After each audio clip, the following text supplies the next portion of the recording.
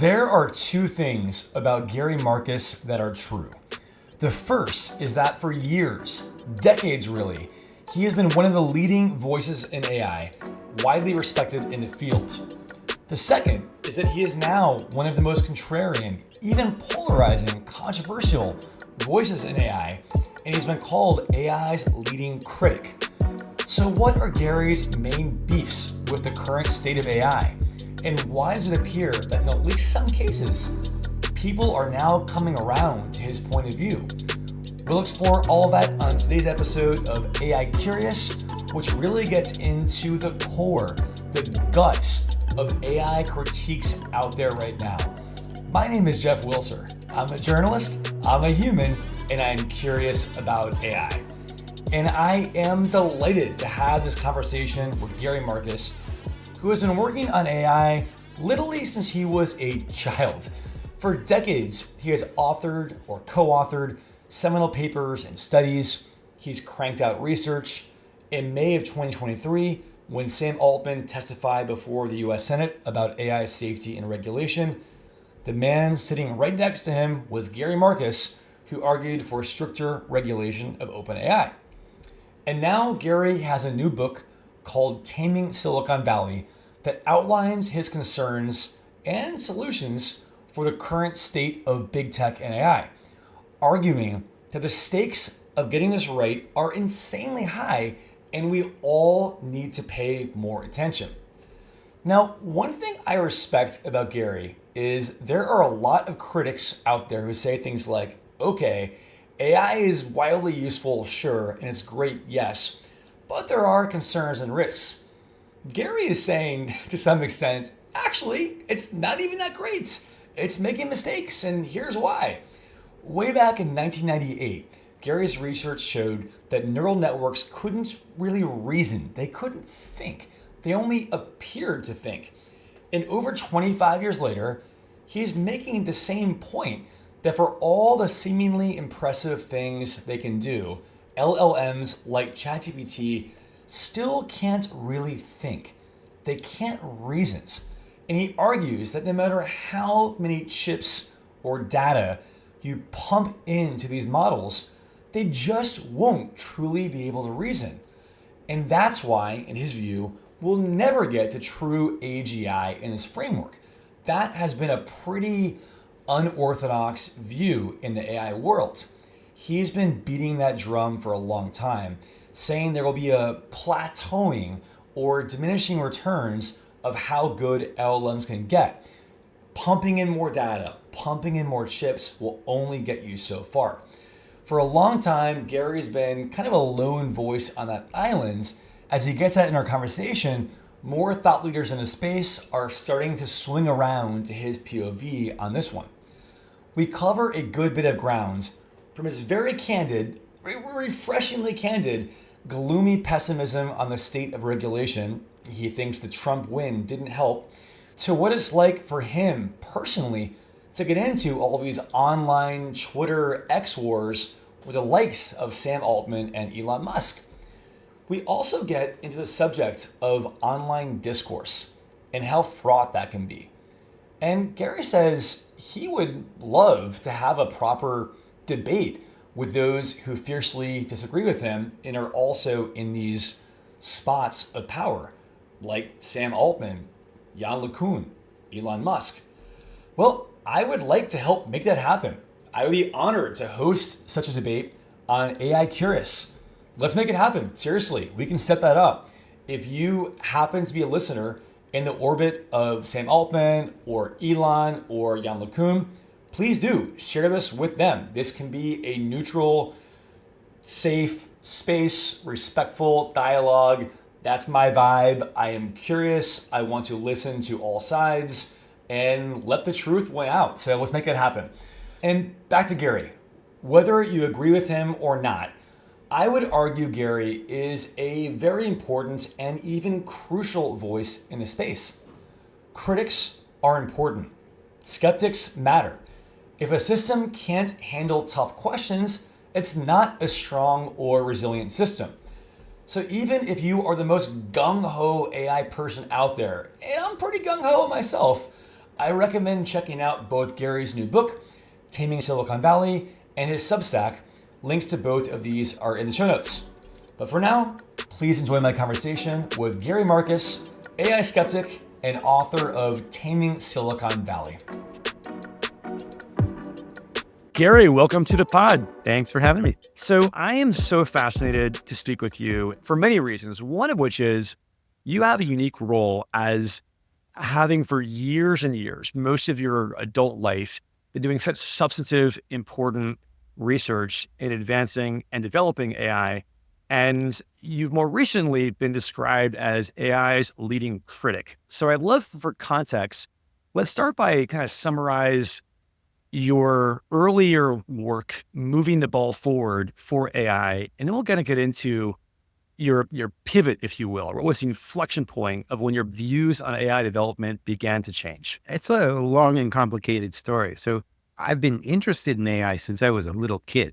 I was buying books about AI when I was 12. I was writing code when I was 8. As soon as I could get a real computer to work on it, I did.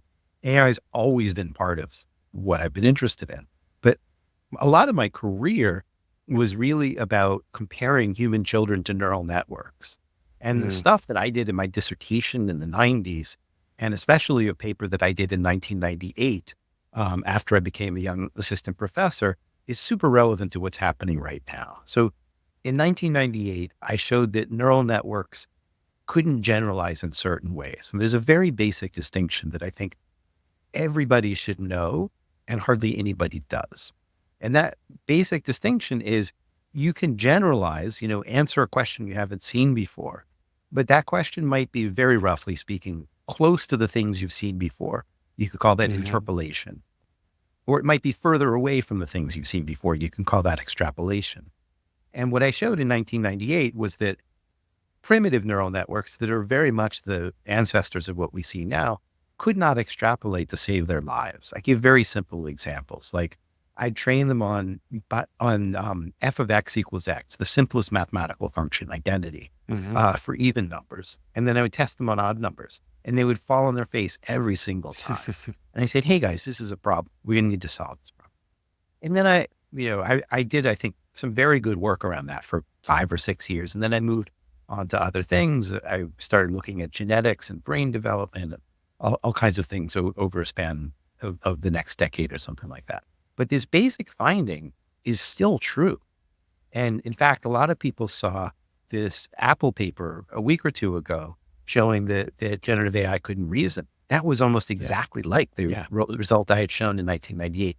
So on the one hand, you have Gary Marcus, the human being that loves gadgets, who thinks like a cell phone is an amazing thing and knows exactly how amazing it is because he first learned to program on a paper computer that did not have 256 gigabytes of RAM.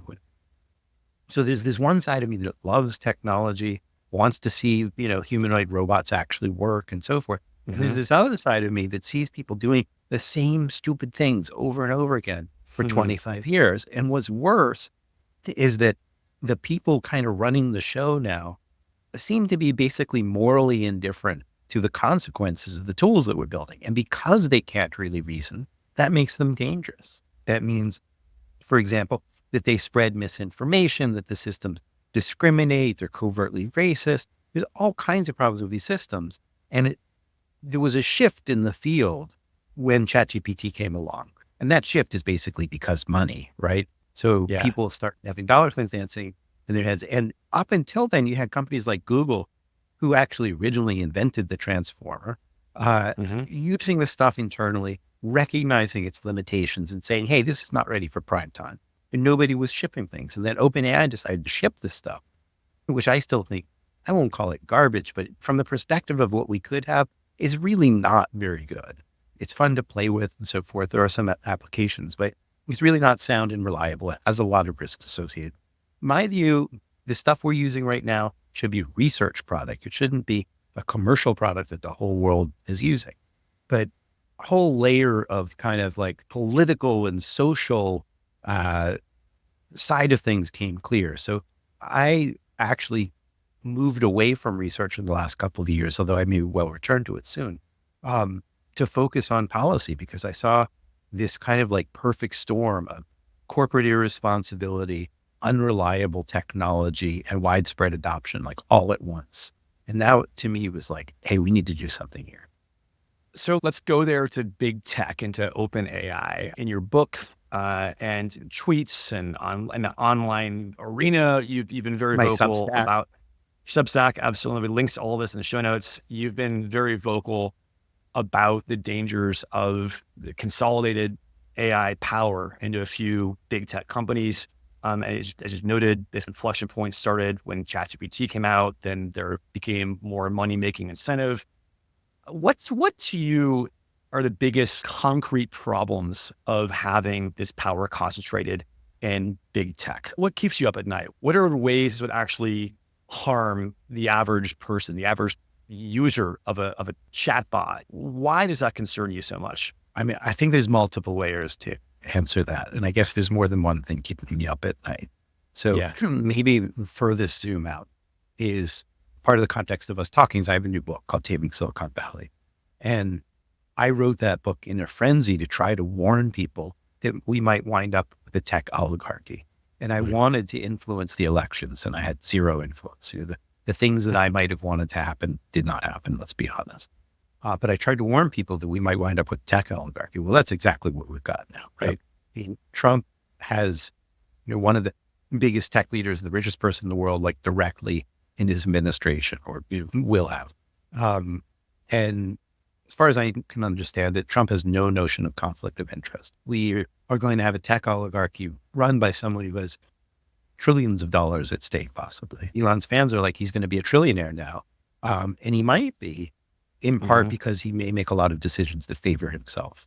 If I were OpenAI, I'd actually be worried about this. But that's a great point, that people kind of scoffed at XAI a year ago. But if Trump lets him slash through all red tape, gives him unbridled power, carte blanche to whatever you want. It's not going to be a fair fight. And it's not going to be like, I mean, who could believe that it will be a fair fight? But more broadly, without getting into too much detail on that, we are basically winding up with tech oligarchy. So that's one level of concern. You have unelected people like Musk, but also in other ways, Zuckerberg and so forth. And Sam Altman is, I think, a particularly worrisome character. And we could talk about that if we want to. These people have enormous influence over society. And, we didn't vote for them. You could argue that we voted for Trump, who's bringing in Musk. Maybe that's a complicated aside. We need to go into it. But basically, we have tech oligarchies running the shots now. I mean, Trump's not going to make the tech policy. Musk is, realistically. So, one layer, the broadest thing is tech oligarchy. The second thing is surveillance. So we may very well wind up in a kind of surveillance state. I haven't fully assimilated the Musk-Trump axis yet, but my general thinking has been that OpenAI is going to be forced to become a surveillance company, and it is headed in that direction. And they're going to have data that make Facebook look like amateur hour. So they have been trying, I mean, it's also complicated because their relationship with Microsoft is sour, but their intent has been to get all of your data, all your emails, all your calendar entries, all your documents. Sam even said this at one point. Then they purchased a share in a webcam company. They put Nakasone, who used to be at the NSA, on their board. It seems to me like that is their play, is to do surveillance for U.S. government, probably other governments. I mean, they just took funding from Saudi Arabia, for example. And so my guess is that that's their play. And I think it has to be their play because they don't actually have the AI that they kind of led people to believe that they, the AI that they led people to believe they had was like artificial general intelligence that could solve any problem. So last year, all of the CIOs and so forth of different big companies ran around trying to put OpenAI into their products and their workflow, et cetera. And they weren't that successful by and large. Like some companies have found some things, but many of the pilots they ran, they're not really reliable enough. There's a lot of hopium going around in Silicon Valley. Like, we hope the next version will do this or that. I don't think that's realistic. We might want to talk about diminishing returns and stuff in a minute. But my view is that that stuff's not going to pay off, especially when you think of the expense. We're not talking about like a spreadsheet. You can write it for whatever, $1 million, $5 million, depending on the quality that you want. And then you just rake in the money, right? Which is how Microsoft made so much money. These things cost a lot of money to train and a lot to operate. The estimated amounts of money going into these things is now hundreds of billions of dollars have already gone in, and people want to spend more. I mean, Sam said 7 trillion and Masa-san said 9 trillion. Like, we're talking about immense amounts of money. The question is, can you make that money back? And I think OpenAI can only make that money back if they get into the surveillance game. So now you've got, and I'm not done, right? I'm laying out a layered answer here. I got You've you. got then I'll let you come back at me, but you've got tech oligarchs being pushed into surveillance with unprecedented amounts of data. Then it turns out that you can take an LLM and influence people's thought, which is kind of what Elon's thinking probably was behind Grok, right? He's worried that people are going to be influenced in a woke direction. He wants to influence them in the anti-woke direction. I would prefer to have, traditional media with fact checking and stuff like that. But I think people are completely I agree with you, Gary. I think people are completely sleeping on how important this will be down the road, of how we're just getting started with how LLMs, people are every day interacting with them as people get more and more like some version of AI companions. That the position those companions come from, how they nudge folks to view the world, what information a companion feeds them, that is crucial. And I think that's your phrase there, sleeping on it, is exactly right. There's a study Elizabeth Loftus just did with some AI researchers showing that you can implant false memories with LLMs. And that is really scary, right? The movie Inception. Exactly. So you have the oligarchies with surveillance, with the ability to basically to influence our thoughts. And then you have a whole set of other things. We know that they can be used for large scale misinformation. We know there's deepfakes and all that stuff. We know that there's covert racism in these models. We know that they're being used to make job decisions. Like, you put all of this together, it's going to be way worse than the harmful effects of social media, I think. I agree with you 1,000% that the stakes are enormously high. And the average person, when they hear about AI risks, they might think about the Terminator scenario, Skynet, right? Existential stakes, those long-term doomer risks. And I am not discounting that. I'm not saying that's zero. I think it's important to actually consider that to some extent. But to your point, there are these small but non-zero. It's small but non-zero. Yeah. And so it makes sense to have society look into those kinds of risks.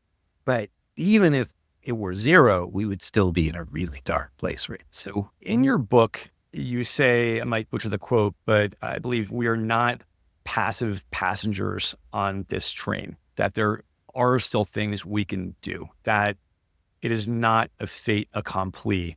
What, in your mind, is the solution for where we're at now? This is the direction we're headed, is big tech getting even bigger and techier and wielding more power. What do you see as the way out? What do you see as a solution? Well, there were two, and now there's one.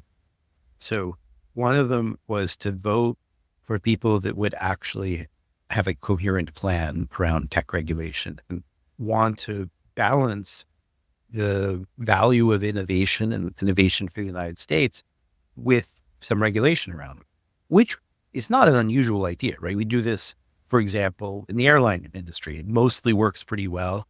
Sometimes you have companies like Boeing that cut corners and bad things happen, but largely the airline, commercial aviation is amazing, right? So you go up in a flying bus at 30,000 feet and you have a 99.999, I don't know how many nines, chance of arriving at your destination despite, defying gravity. Like, that it's that reliable is insane. It's much more reliable per mile than you driving your own car, even for sure. Right? It's crazy reliable because we have multiple layers of oversight, right? There's regulation on how you design an airplane, how you test it, how you maintain it, how you investigate if there's an accident. We have no parallel structure for AI. If we had had a Harris administration, maybe we would have gotten there. If we'd had a Democratic Senate, we might have gotten there. Democratic House, but we have none of that. We have Republican administration, Senate, and probably House that are not going to support any of those kinds of regulations. We missed our chance on that. Maybe we get another one if there's a regime change, but Next 4 years, it's not going to happen. So what's the so second? What's the second approach? Yeah, the only thing I see left is grassroots action, which is very yeah. unlikely, but possible. I could imagine a boycott where people said, we love generative AI. If it actually worked, that'd be great. But right now, it's discriminating against people. It's being used for misinformation. It's causing environmental harm. It's not very reliable. And it's ripping off artists and writers left and right. It's probably going to try to steal everybody's jobs sooner or later. That's just not acceptable. This is like, early industrial plants dumping all these chemicals into the water and just leaving it up to society to bear the costs. That's what's happening right now with generative AI. There's an old phrase, to privatize the profits and socialize the costs. That's what's happening now. And so we, the public, could say, screw that. Why should we pay all the costs? But that is the default. And so if we organized, and that's a really hard thing to do, but if we did organize, then we could put some pressure on the company to say, make these products better. Make it so they don't use so much energy. Make it so that they don't screw everybody who isn't the white male, which is happening in hiring decisions and stuff like that. Make sure that you have some, good watermarks, and for example, and that's not the only solution, but things like that around misinformation, et cetera. Make the stuff better. Make it stop hallucinating. Stop defaming people. When you fix that, we'll be happy to use your products. We see the promise of it all. But right now, it actually comes with a lot of harms. You're not doing anything. You're fighting. Like California wanted to have liability for serious catastrophe, and you guys fought that tooth and nail. Like, why should we, consumers, citizens, have to bear all the costs of what you're doing? One thing that's so interesting about where you're coming from is that there are a lot of critics who say, well, on the surface, AI and Gen AI can be great and useful, but there are always hidden risks. You're taking it one step further, saying, actually, it's not even that great. And here's why. And that you mentioned hallucinations, and you also mentioned, and that one thing I want to get to is you have been kind of early and seemingly prescient about limits of LLMs development. Talk a little bit about, I guess, first hallucinations and why in your mind Gen AI isn't always cracked up to be.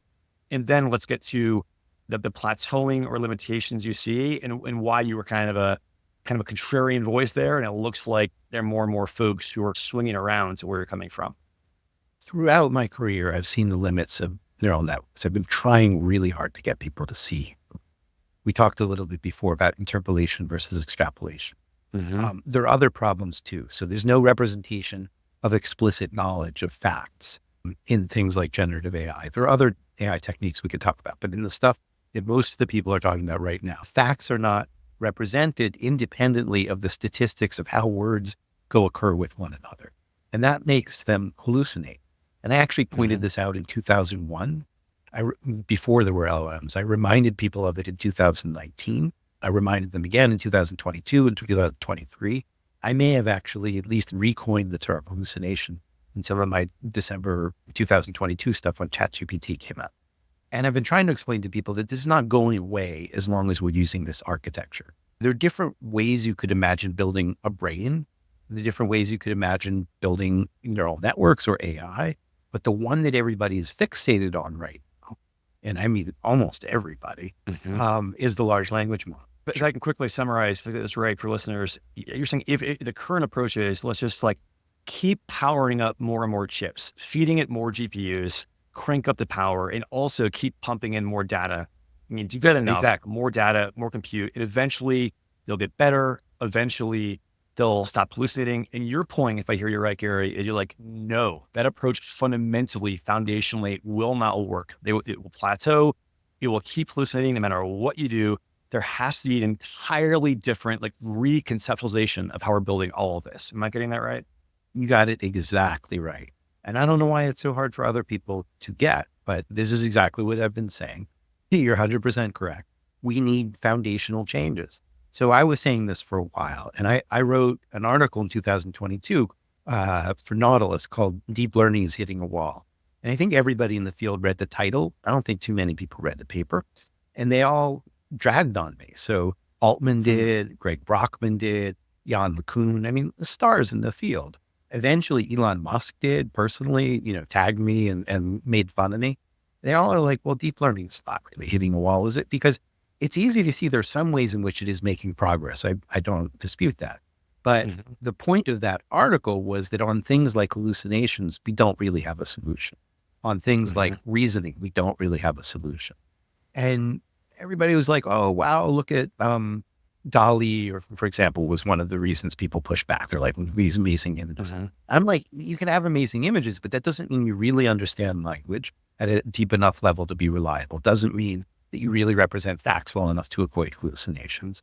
And people just laughed at me. And one of the reasons they laughed at me, although I addressed it in my article, was this notion of scaling. They're like, well, you Mhm. just pour more data and you get better results. And there's a guy put a wonderful thing on Twitter that captures, I think, the problem. He called it the trillion-pound baby problem.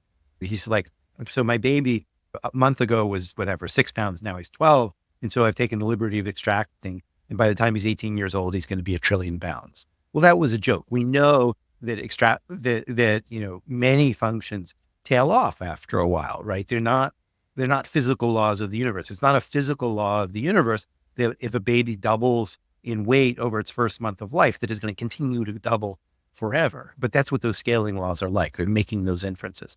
And they never work. So, I had one mosquito and then it doubled and there were two and then there were four and the whole planet was covered with mosquitoes, right? It just doesn't work that way. You always run into resource limitations. There's also the disco fallacy. So there's a clip from The Simpsons I sometimes show. It's like 1975, 10 million disco albums sold. 1976, 20 million disco albums sold.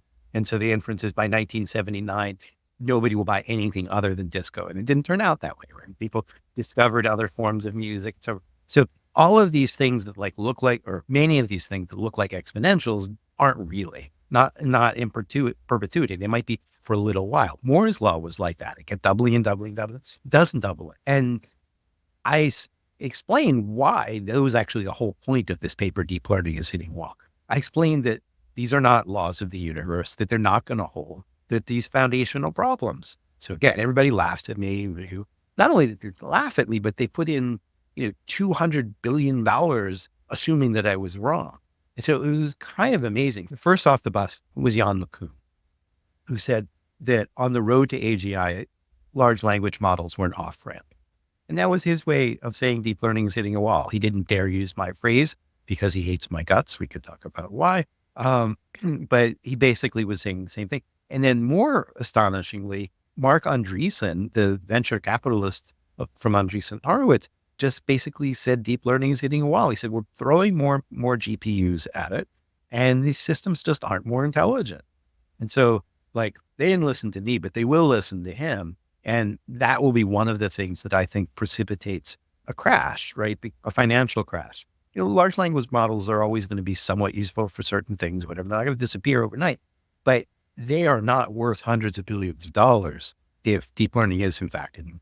So you mentioned these kind of online skirmishes. If you're open to it, if you're open to sharing, what's it been like for you personally to go from, for most of your career being kind of part of the crowd excited about developing, advancing AI, and now you're seen by most as a contrarian voice? I think it's fair to say you are a contrarian voice, and you are put in this kind of awkward position of having these very public online spats with other towering figures in a field, including folks who have massive followings like Elon Musk.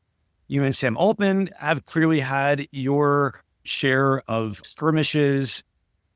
What's that been like for you? And kind of what's your hope for your antagonist, if you will? I mean, this is not what I would have liked to have done. I think that it's urgent because of the consequences of following this path. I'm not cowardly. I won't run from a debate. I will mention that I've offered to debate many of these people in a longer form, but they tend to do tweets and do hit and runs. I think that the world would be better off if, here are some of the people who have not taken my offer to have structured debates.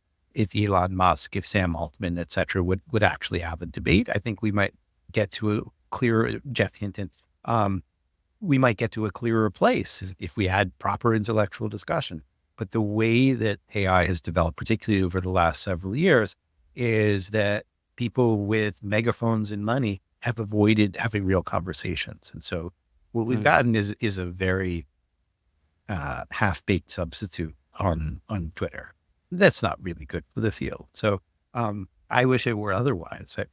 And my guess is in the long term, people will see that I was right about a lot of things. And in fact, people are recognizing, for example, that deep learning is hitting a point of diminishing returns. We will develop some other technology, but I think people in hindsight are going to realize, hey, we should have spent less time trying to exploit this one technology and more time exploring others, just like Gary was saying.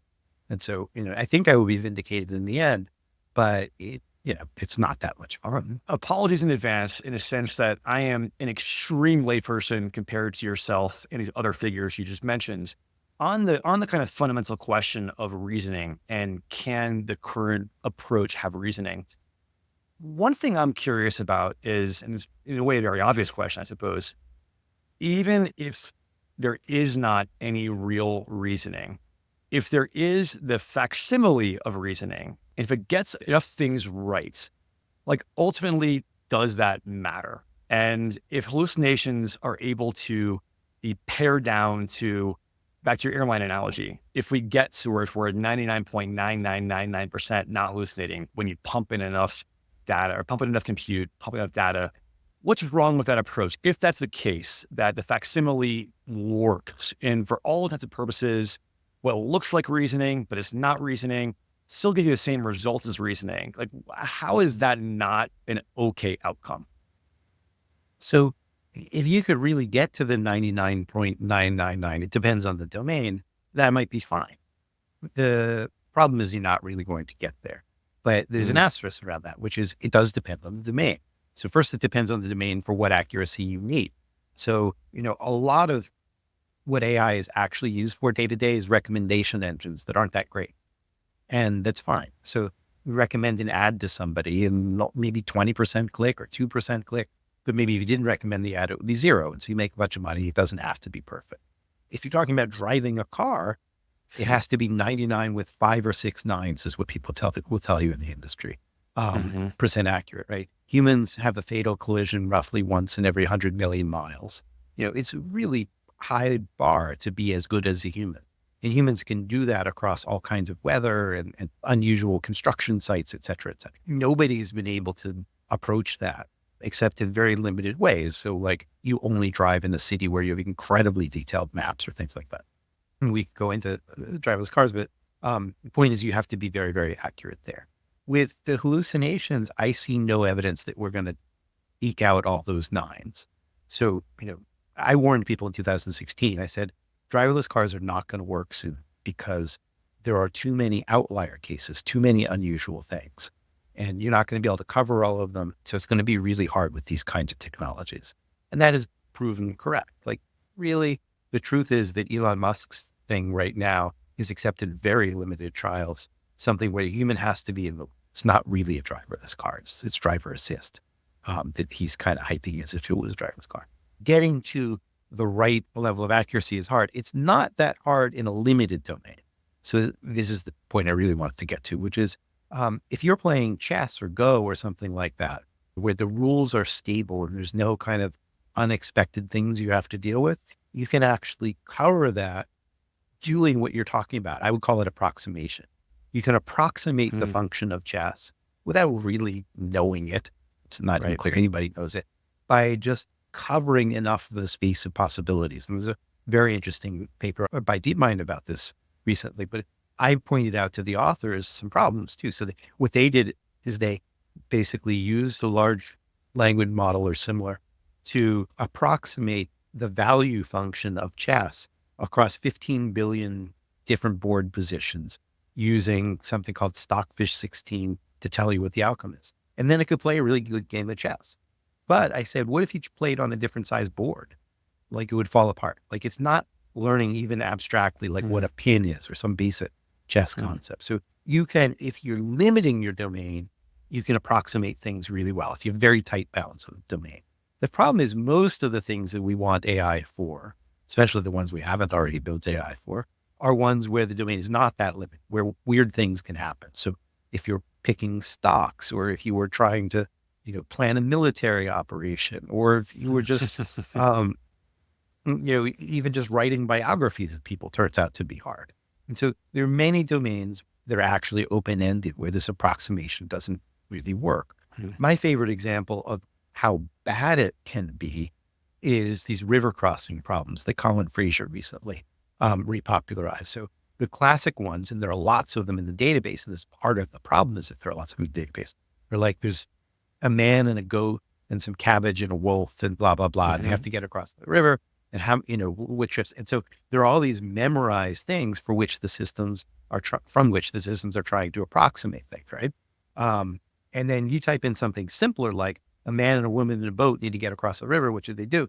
And it makes up this cockamamie scheme. The man goes across the river, leaves the boat, swims back, yada, yada, yada. And it's like overcomplicates it. It doesn't make any sense. And so they just row, and they just row across the river and they're fine, right? Yeah, exactly. I read the solution around to my 10-year-old daughter. Maybe she was 9. I think she was 10 at the time. And she said, why don't you just get in the boat and go across the other side? And so it was obvious to my 10-year-old that this was an insane solution. And, on any given trial, they made you better and they start putting more data in, but you can never count on these systems even to understand this. They don't really understand what a boat is, what a river is, what it means to cross. They're just approximating it. And the seams start to show when you kind of change the assumptions of the previous data that they've been trained on. They're not clever enough to recognize that.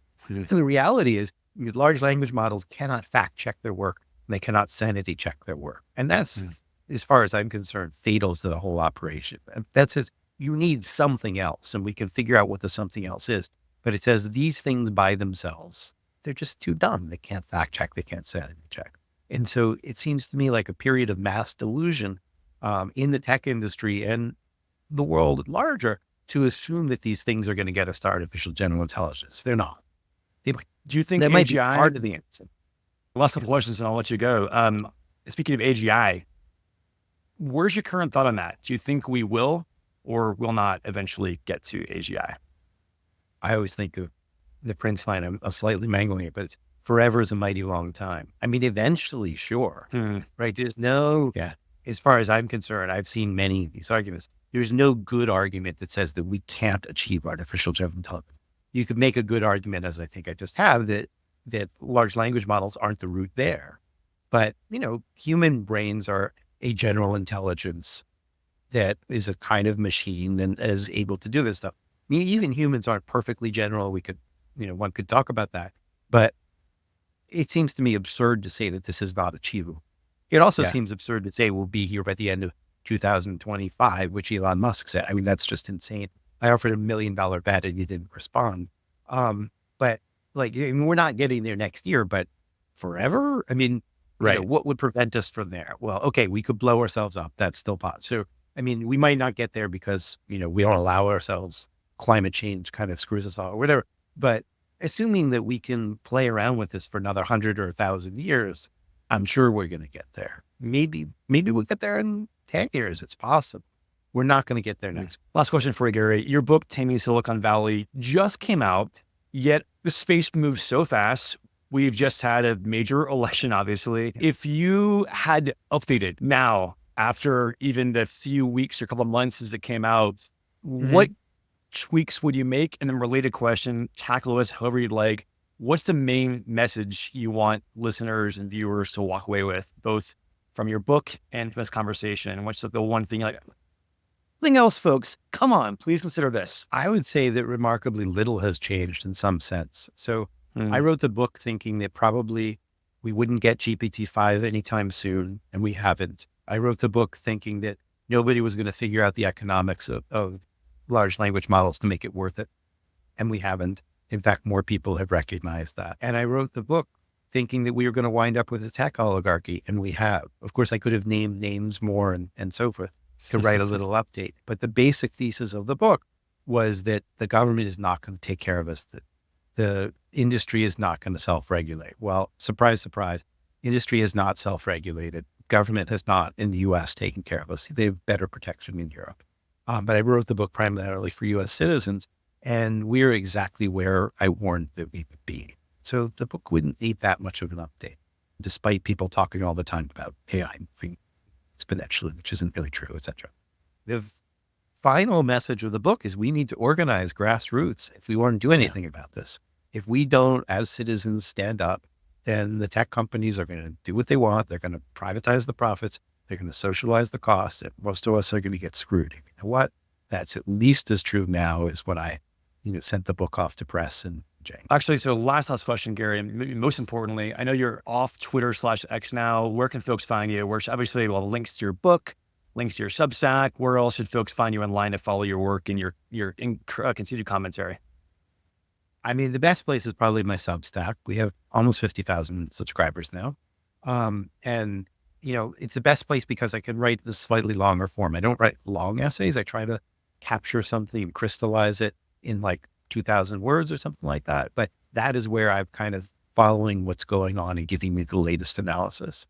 There are actually 3 relevant books. The Algebraic Mind is very technical. Rebooting AI from 2019 is still super relevant, co-written with Ernie Davis. And the new book is more on policy, taking Silicon Valley. And then I'm at least experimenting with Blue Sky and Mastodon. I'm on LinkedIn. I may try out Threads a little bit. But I am trying to reduce my time on X because it has become what it is and I'm not comfortable. Gary, thank you so much for taking time. I really appreciate your generosity. I think you are an incredibly important voice in this space. Whether folks agree with you on all fronts or don't, I think have to acknowledge how brave it is of you to be saying what a lot of folks don't want to hear. I hope you continue to do that. I really respect your work and you for your willingness to engage in all of this. Thank you so much again. Really enjoyed the conversation. Thanks so much, Jeff. I really appreciate it. Well, there you have it. Thank you again so much to Gary Marcus, who was, I should have mentioned, playing through a bit of pain. He had a sore throat and a cough, but he fought through it.